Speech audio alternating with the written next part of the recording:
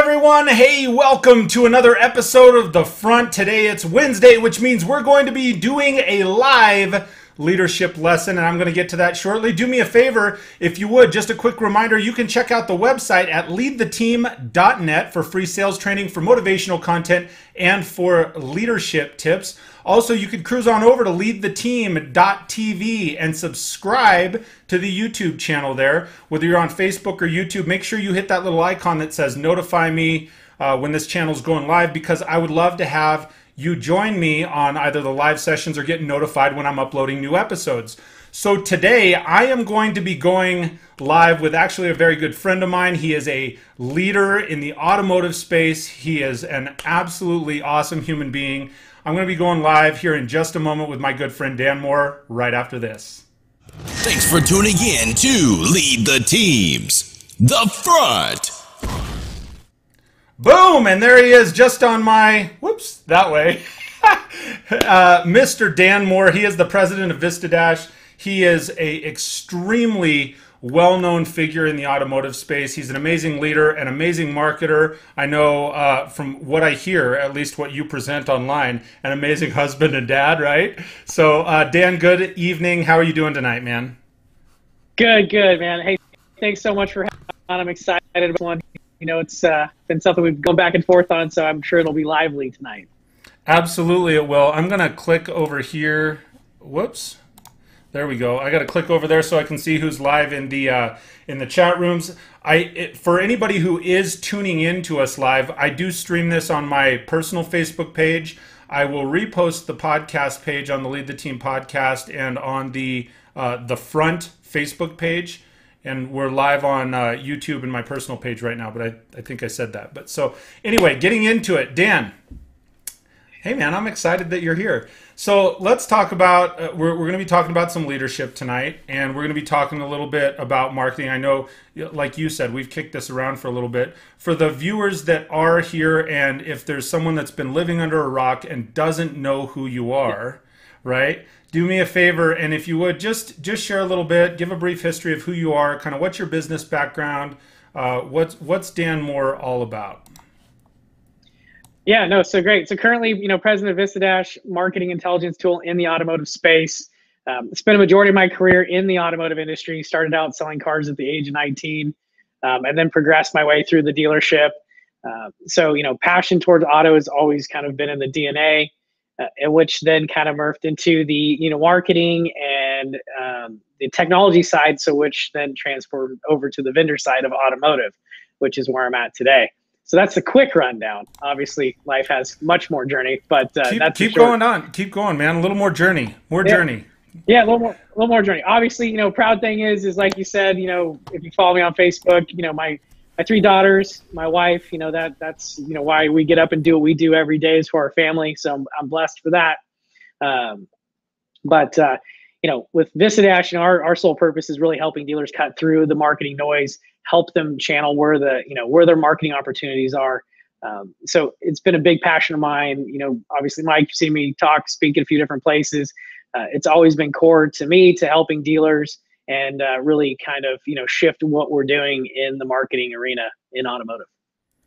So I'm going to give you a little bit, or I don't want to say it's the plug, because like it's my show. So we're talking about who Dan Moore is and so forth. But fill people in. What is VistaDash? Because I understand where you're saying, hey, look, it's a marketing tool. It's certainly a really strong technology. Our dealership uses it, and it's fantastic. But explain, if people are watching, explain a little bit more. Can you just like a minute or two, a little bit deeper dive in what VistaDash does? Absolutely. So really what we do is we have an agnostic platform that takes everything that a dealer is doing in their marketing into one single dashboard and helps kind of cut through the noise of performance in near real time. At the end of the day, it's really kind of measuring, when you're spending all this money at a monthly basis and trying to get, did I sell a car? Did I not sell a car? What's my service drive doing? Those questions we help solve. And that seems to be the challenge that we face in the space, is really kind of weighing that, efficient spend. What's the right mix? What inventory do I need to be paying attention to? What's the market doing? And how do I look at that view? Because it's always a moving target in near real time. And that's really what we solve with VistaDash. No, and I think it's really it is really a cool tool. So it helps to determine attribution, right? Let's just get that out of the way early. Yeah, I knew you would do that to me. You know how much I love that word. I know you do. It's like your favorite. Yeah. Let Four-letter me word. let me ask you, outside of that, kind of moving forward, if there was a single thing that we were to ask, your peers and people that have worked with you or for you, if there was a single thing that you are known for, Dan Moore, what would that single thing be? Or maybe two things. I know you give me two things. Two things. I think number one, everybody would say is just truth. At the end of the day, whether I can help solve something or nothing, you're going to get an honest answer. And I think so, in the industry that we work in, I think honesty has been one of those big things. My team would tell you leadership. It's one of those fun things, who likes to talk about themselves? Not me.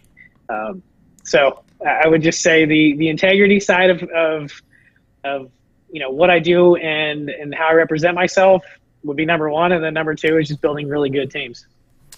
I would agree with that. From what I've known of you, you and I met probably 2 years ago now. So Yep.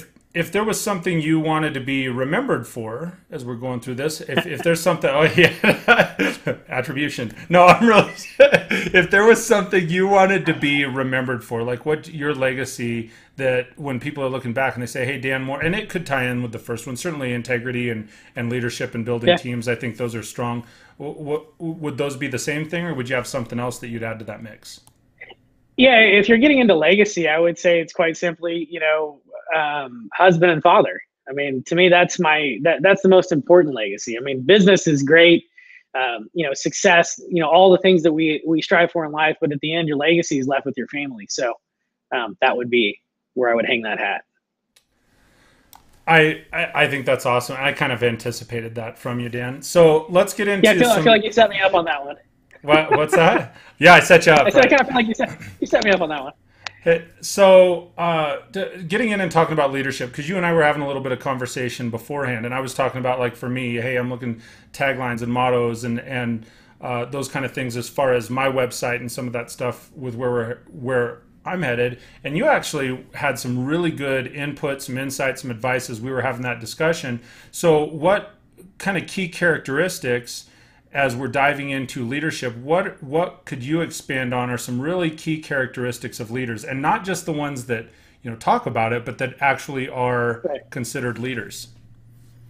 I mean, that sets it up right there. Number one, action. It's easy to get into any situation, and having worked for multiple different companies and taking different leadership roles, it's easy to jump into a new team or building up a team, and you talk a lot. You have a vision, you have your passion, you talk. But I think the real key is action. At the end of the day, the only way people are going to judge you is by your action. What did you do? It's not what you said, it's what you did. And the way that it bites you is if your actions don't meet your words. So, when I've gone into situations of building a new team or taking over teams, I've always stated this: hey, I can come in here and sell sunshines and rainbows and unicorns and Skittles, but I would rather this. Let my actions speak. And over this course of this period, you're going to see that. And if it isn't what I'm saying, what it matches up to and isn't what you were looking for in a leader, then let's have that conversation. But you got to let the actions lead. No, I think that's really, really valuable. I think there are a lot of people, again, you and I were talking a few minutes beforehand, there are a lot of people that definitely talk about it and they say, well, yeah, we're going to do this, or we're going to do that, or what we really should do is this or that, and so forth. But at the end of the day, it's what was actually, what tasks did they actually take on? What did they actually accomplish? What's the result? Which I think is kind of unique with your company, because that's one of the questions you're asking all the time on the technology side is like, hey, what's the result, right? Not just in the leadership space. So, but that is, what is your result? Are your people happy? Are you churning over people, right? I mean, there's some measurements and some key indicators that tell you what you're doing. Do you have people that have followed you, as you move through your career? Are there people that are following you? Are there people that are moving up along, and replacing you? Are you setting all those things into place? I say the biggest success of a leader is having that person take over your role, That's the win. A lot of times I think leaders get hung up on that. They're like, oh, I don't want to hire anybody smarter than me. They might take my job. Like that's your goal. If you're wanting to move up and expand your leadership, expand your growth, you've got to bring people up to replace you. And at the same point in time, you got to surround yourself with smarter people to challenge you as a leader. You can't, as a leader, you can't have all the answers. And if you're leading from the front, you're not paying attention. Man, that's a strong series. I had a question that came into my head there for a second. When you were talking about, so you got to replace yourself. So if as a leader, and I agree with that statement, as a leader, if somebody is working to replace themselves, they're working to grow their people and get somebody to fill their shoes, what's next for them? What should they be doing then? Like if I'm the leader and I have somebody, just your opinion, right? Hey, I've got somebody and I think I have someone that is the right fit and they're going to move up and so forth. Well, what's my next move? How do you know what your next move is as in that leadership role? Yeah, and that's the part you've always got to be thinking ahead on is what's my next step? Where do I go? What do I evolve to? Or what do I free up to become even better? Maybe it's not, hey, someone's replacing me as the president of VistaDash, but someone's eating up some more core responsibilities that I can hand over and train them up. And then it frees me up to go focus on a bigger vision, a bigger move, a bigger, or putting to the team because they need my time so this person can execute the day-to-day. Again, it's all of those pieces. And if you're not paying attention, then like I said, you're leading from the front. And sometimes leading from the front isn't all it's cracked up to be. What do you mean by that? When you're saying what leading from the front's not all it's cracked up to be, how do you mean? There's a lot of, and again, this is my opinion, right? So I'm sure someone will challenge it. Yeah, great, thanks. Some leaders like, hey, I lead from the front. I pulled the team to the finish line. Okay, so are you really teaching them? I mean, you got to be a great teacher to be a great leader. And so I would rather lead from the rear and make sure everybody's protected, taken care of, growing, pacing, empowered. So I'm not worried about, hey, did Dan Moore drag the whole team to the finish line? Right. Yay, me. No, I'm yay team. Like, let me sit back, watch, look at the playing field and see how everybody's moving and see what do I need to clear out of the way? What obstacles am I seeing out in front that I can clear out of the way so they can lead the pack? So you're clearly much more, as you and I are talking here, you're much more of that coach-based, teacher-based leader, right? Is from what it sounds like to me. Rather than, because you have different categories, there's different verticals. You have certainly management is one title. I was having a conversation with somebody on this the other day. Like management is one title and one set of skills, right? It's one skill set. Right. Then coaching and teaching. And those, while they may run very close together, a coach and a teacher are a little bit different, at least in my opinion. I don't know what your thoughts are on that. And then, no, I agree. And then same thing with a leader, right? I think a lot of times right now, I'm sorry, I'm venturing off. Like this is your show, but I think you brought up some really good. Go. I think so often, especially in automotive right now, leadership is such a that's what everybody's chasing after. Well, I want the title of a leader. I want the title of a leader, right? I don't want to get labeled as a manager. There are some people that think that. True? You're chuckling. No, you're chuckling. I'm seeing where you're going, and I'm excited because this is a good piece. So finish it out, and then I'll gladly take it. So what I was going to say, there are certain people that watch these different labels, so to speak. They say, well, right. I do or don't want to be a manager. I do or don't want to be a leader. I do or don't want to be a coach. And the reality, in my opinion, and I'll let you jump in here on this, or I would like you to jump in. I shouldn't say I'll let you jump in. I'd like you to jump in on this, is there are times that as a really good leader, I think you have to live in each of those different verticals at different times. Would you agree with that? I would agree, and I think you missed a couple. So there's the leader. Right? Yeah. There's the leader, there's the manager, there's the student. And stop split screen me, dude. You're killing me. No, I'm just kidding. This is about here. Here. Let me give you this. Yeah. There you go. Hold your hands a little I higher. don't need that. It's fun watching your face because then I get to see if I'm going down the right rabbit hole. But no, there's the student side of leadership too, and I think that gets missed. Is there's the manager, there's the leader. I'm going to create all these different things, but you got to be a student because you got to learn just as much as you teach. Right. You've got to be a mentor because you're coaching, yes, but you're also mentoring because your actions, your behaviors, just like kids, they're being observed. You're setting the standard of what leadership is because people are looking to you to lead. So there's a lot of measurement being there. Now, what's interesting is I think a lot of people want the title, and people have asked me, what title do you seek? And I'm like, head janitor. Yeah. The title means nothing. Real leaders lead. You could be just a daily contributor to the business, but yet your drive, your ambition, your will, your abilities will be a natural leader. And people will follow that regardless of what title slapped on your card. And I just get hung up on that. I'm like, I heard someone say, I don't feel like I get there until I'm a leader or I'm in management. And I'm like, do you understand how ugly it is? Like, oh man, there is no sunshine and rainbows to being a leader. And no Skittles. No. Yeah. And sometimes the pay plans don't quite work out either because it's like, wait a minute. But at the end of the day, it's a passion. It's when you see all the mechanics come together and you see people that do good jobs individually, but you see them do something amazing together, like that's the reward. I mean, right. That's the big win. And that's where you can tell the leader, like who's at that core, right? Who was it? Right. Because, it is one of those, and you were venturing off here a second ago about title and deed. There was, I actually wrote a blog post, gosh, it was probably almost 10 years ago now, that stated, leadership is more about deed than it is about title. What is it that you're actually performing on? What is it, and I think it's interesting. You and I were talking beforehand also. I keep referring back to this. We were talking beforehand, but you kind of got going on a really good roll there. And one of the things you were talking about, like, hey, everybody can get on social media and beat their chest and be like, oh, hey, I'm leading this, and I'm doing this, and they can show all their accomplishments.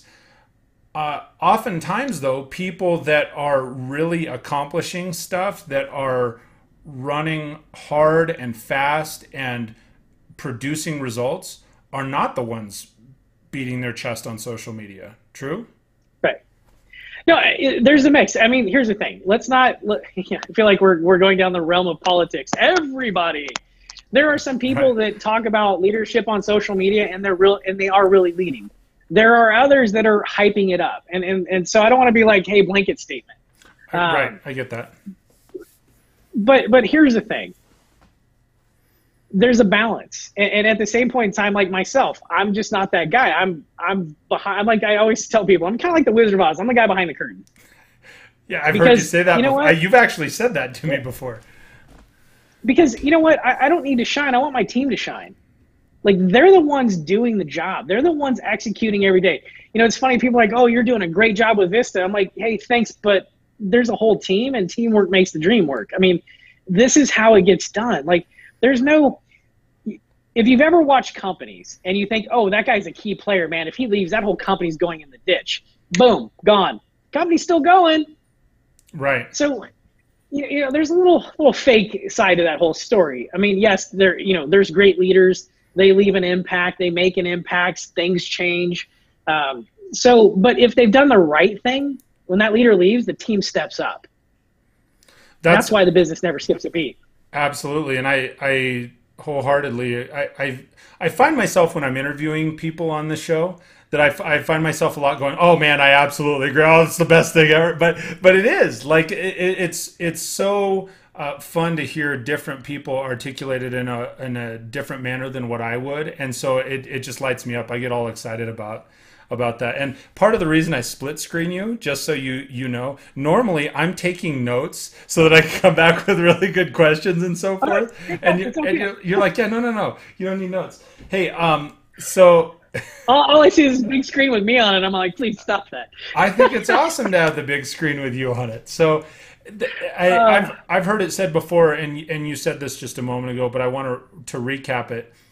That the true measure of a leader is how well does the team perform when they are absent. Yep. The true measure of a leader is how well do they perform when the leader's absent. So, like, in other words, if leader A calls into work sick, right, does production halt, or like you said, does the team step up? And I think that's and that's critical. And so that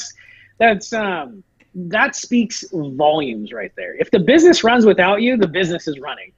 right. Now, obviously you need to drive the vision. You need to support. I always, someone kind of said, hey, Dan, define your leadership. And I simplify it. And Glenn Passion and I chuckle about this all the time because I said it to him and he's like, I want to steal that. And I'm like, buddy, you can have it. But I say all the time, my job is to clear the runway. Yep. If I clear the runway and the team can take off, they win.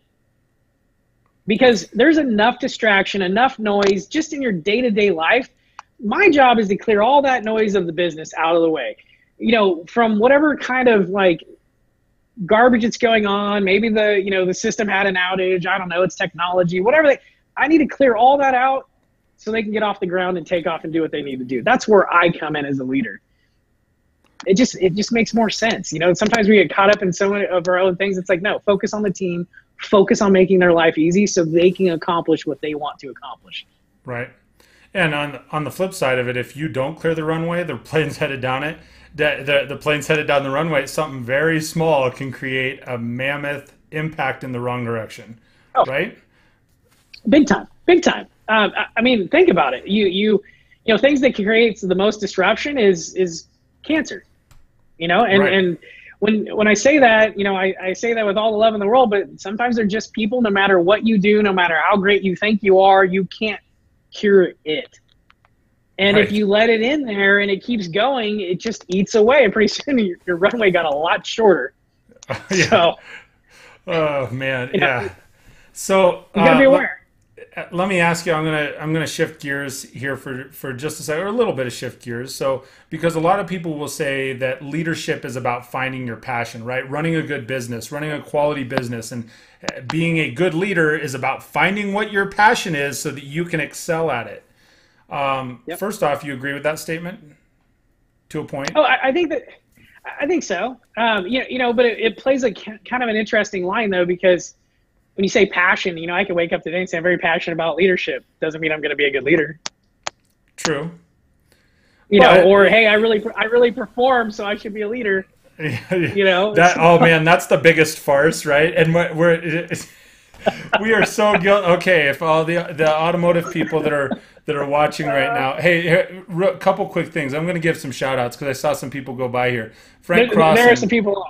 What's that? Yeah, there are some people. So Frank Crossan, I saw you. Good to see you, man. Jason, I see you over there. Ron, Kel Freeman says, loving the runway analogy.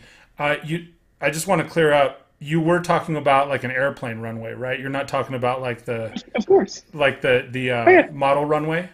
It's always no. It's airplane runway. Yeah, model runway. That's offensive. And we have enough. See again. It's like political hole. No, not going near that. That's not even where I was going with it, man. That is nowhere near where I was going. Yeah, thanks for keeping me on track. Oh gosh. So in talking about passion, because I think you're a very passionate individual. You are very excited about what it is that you do. Right. I mean, when you get going, and I've heard Absolutely. you speak.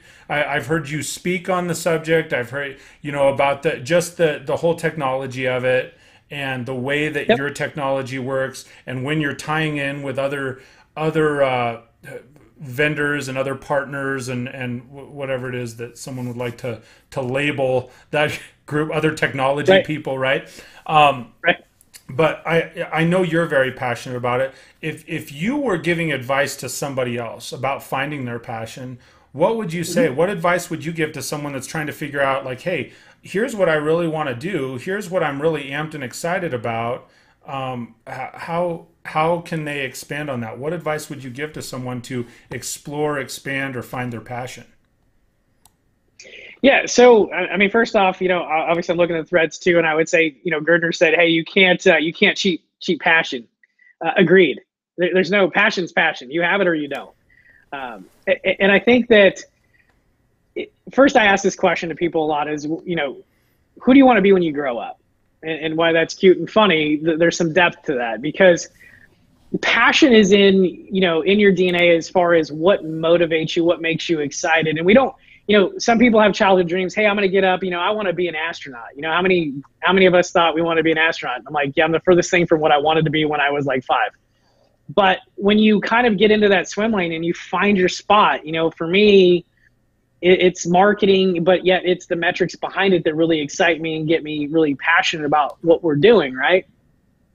So the same applies. What are your passions? There's a lot of people on social media that have amazing passion, and they're focused on their swim lanes. I mean, you've got people are focused on whether it's software, whether it's how they, educate, coach, and help dealers.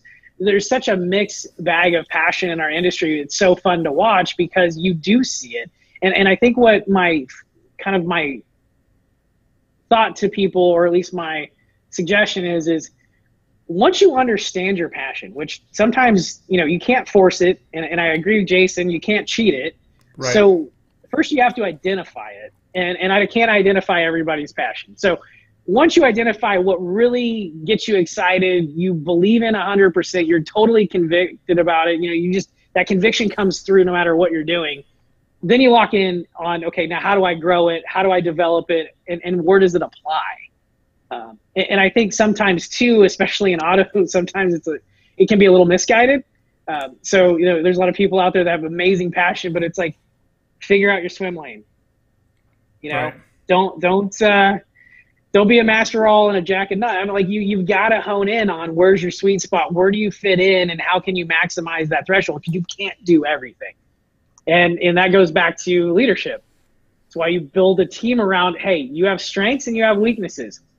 I think Gary Vee said it best. I can care less about my weaknesses. I go all in on my strengths, and I surround myself with people to fill those gaps.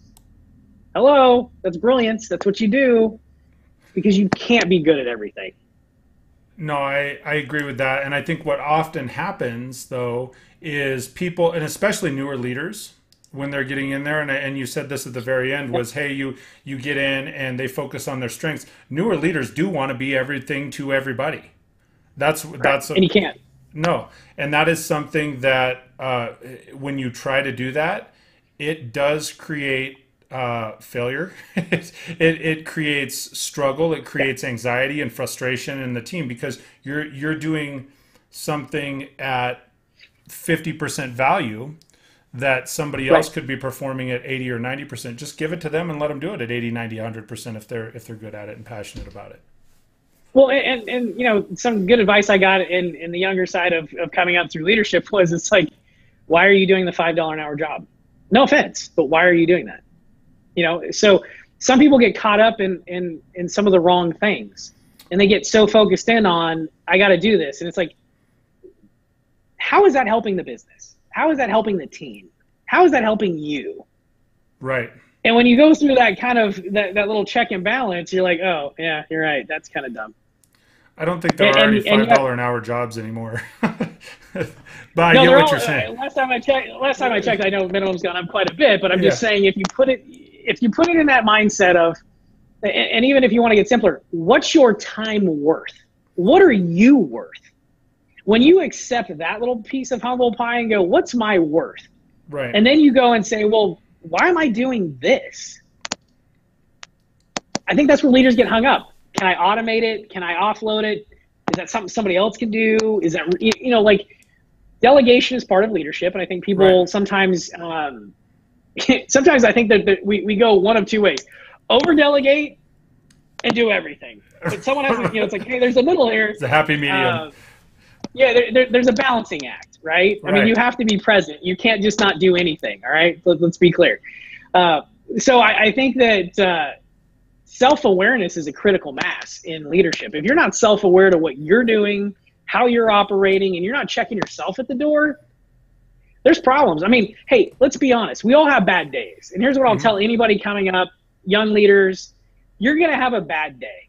Someone is just going to do something bad in your Cheerios. You're just going to have a bad day. It just sucks. Yes. And what I'm going to tell you is this: step aside. If you work remotely, disappear for a minute. If you've got an office, shut the door. Take a minute. If not, step out and go grab a coffee by yourself. Check yourself at the door, because everybody's watching you. All eyes are always on you. And when you accept that, it changes your behavior. I always say having kids was probably one of the best things that happened to me, because I realized, and I'm not saying that team is like kids. What I'm saying is, as a leader, it makes you rethink how you look at everything. Right. Some people think, oh, you just calling your employees kids. Like, no. Hire grown-ups. I get the analogy, yeah. And I'm happy about that. I mean, it took me years to figure out how you kind of get in on that line of sight and hire the right people. Right. But my point being is that you understand how you need to look at things. And it changes your perspective and makes you better. So no, I think that's a long rant. Yeah, no. I think it's great. There's two things that stick out to me when you're talking about that. Is I do think that I think the analogy of kids and employees or people are always watching. I mean, it is what it is. It's like, and you have kids, I have kids. I remember, and I agree with you. Changes you for the better. And probably about the first time you realize it is when the 2.5-year-old drops the F-bomb. Right? I've been fortunate. Luckily, we've dodged those bullets. But isn't it cute at first, and then it's not so cute? And then you're like, wait a minute. Yeah, if my wife's watching, that's all her. I'm just saying. No. Hey, the other thing is, when you were talking about like the $5 an hour job, I remember at one point, one of our dealer principal, I think, was who said it to me. I had a sales manager who was out front, right? And a sales manager's job primarily is to drive sales, right? Help coach other salespeople, right. help close deals. All the everybody's going to have their own little pieces of what a sales manager should or shouldn't do. So I'm not here to give you a sales manager job description, but we all would agree their job is to drive more sales. And I will never forget, I'd come into my store a little later one day. Maybe a lunch meeting or something, and come in, and the sales manager is out sweeping the lot. Well, certainly it's something that needs to be done, but right. our owner met me there at the same time, and he says, he goes, here's the problem, is you have somebody that is mistaking activity for achievement. Just because they're doing something doesn't mean they're accomplishing what they're supposed to in their job. And so I think it's creating self-value, and even though that's really not self-value, right? Like how do you be, hey, look at me. And it's funny because, shout out to my buddy BK, who's actually on, who is a GM. And I got to say, going to his store and watching him, he's very active. He's on the desk, he's on the showroom, he's where it matters. And I think that, leaders are where it matters, and it changes. And I think that's part of being aware too, is, hey, some days I got to be just the sales guy, and I got to be out there showing, like, I got to lead by example, and I got to go do something, right? Right. And we've got a few people on the thread that do that as well. I mean, they'll get on a plane and they'll go get the job done. I'll show you how to do it. Right. Show me. Right. And I think that leaders aren't afraid, and I'll kind of pivot on that, what you said about sweeping the lot. Leaders aren't afraid to do anything. They'll roll up their sleeves and get it done. I think, though, there are the misguided standpoints of, if you're out sweeping the lot, that's not doing what you should be doing. Right. If you're out there, hey, I'm going to go take an up, and I'm going to show, Johnny over here how it's done. Bingo. Great. Hey, I'm going to go out and I'm going to go close this deal and give them kind of a different vantage point of how I do it. Great. Hey, I'm going to sit on the sales desk and wing deals with the team because, hey, this is what we need to do. That's getting in the mix. And here's the cool part about it. I like getting in the mix because it keeps me fresh and current.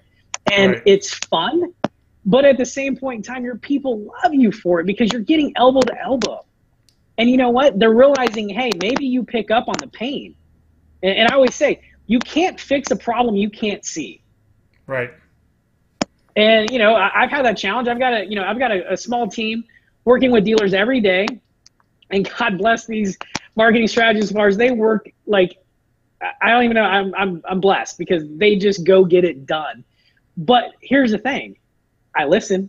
I hear their pains, and we do everything we can to clear the runway. Hey, you need some kind of piece of software to automate a little piece of the portion here. Oh, you need something to make the calendar work easier. Great, let's go. Like, you're constantly trying to reinvent. And I think that's the other piece that leaders have to pay attention to as well, is if the process is working, break it. If you're just saying it's good, you're missing everything. Because I can tell you this, if you strip the process down and reinvent it month over month, you're going to find one key thing. It was broke in the beginning.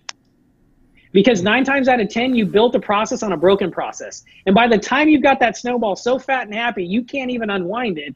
Your people are miserable. They're working way too hard. And they're filling out some BS Excel spreadsheet with 25 things to validate something so you can do your job. And you're like, wait a minute, how did we become so complicated? Literally at one point, and I'll tell you, my own fail. At one point, I realized at Vista, we were spending more time on a spreadsheet than we were doing what we were supposed to be doing. And I was like, whoa, wait a minute. Really? Did I do this? Let's go ahead and lop that off at the head. My bad. Let's move forward, right? So you've got to be able to take the wins and the losses. And I'll tell you what, I learn way more from the losses than I do the wins. So I like to break everything.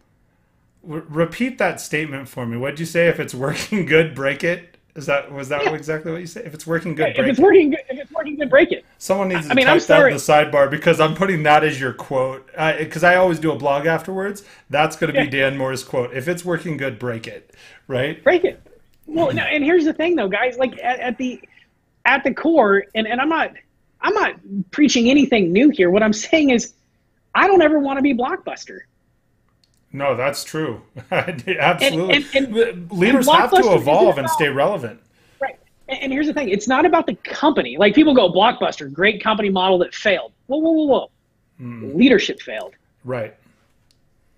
Leadership got happy. Leadership got caught up in status quo. Look how big we are. Look how great we are. Hey, we got popcorn sales at the counter. Yeah. Hey, that's never going to work. This digital thing? Pfft. Yeah. Right? Yeah. You might want to explore that path just for a second. So, right. So break it, right? And that's what I'm saying. You know, I always say, like, what do you do with Legos? You build them and take them apart and build something different, right? And you do it over and over again, and you build some cool stuff. Yeah, absolutely. And at the same point, let your people get in on the build. Because I guarantee you, Legos. Well, you got to share your Legos, and you got to be willing to say the idea can come from anywhere. Absolutely. And when you can check that at the door, well, it's there's no price to it, because the greatest idea can come from the far way off. Janitor can solve a problem of a whole business because they see the whole business work on a day-to-day basis. But you never give the janitor their due because you're like, oh, they just clean the toilets. No. They're actually watching your whole business because they're emptying the trash. They're hearing this conversation. They're in the bathroom. There's a lot of stuff going on there. If you think about the mechanics of a business and what's going on, look at the person that you would least expect, and I guarantee you they have the best idea. I wholeheartedly agree. There's some who I can't think of who said it, but they said, hey, if I want to know anything, it might have been maybe Craig Lockard. I don't remember who said it. Said, hey, if I want to know everything that I need to know about a business, you know who I talk to first? The receptionist. They listen to everything. Everybody drops bombs on them. They talk, right? You want to know everything that's going on in the business? Just ask the receptionist. Shout out to Shamika. Hey. She's our receptionist. She's probably watching, right? Nice. Hey, what's up, Meg? Hey, what's up, Kel? Obviously, I see some of my team popping on.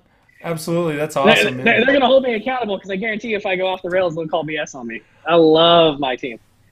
You do have a really phenomenal team. And I know I can say that because I work with some of them. So you guys have a really phenomenal team over there. So as we're winding this down, we're kind of coming to the tail end.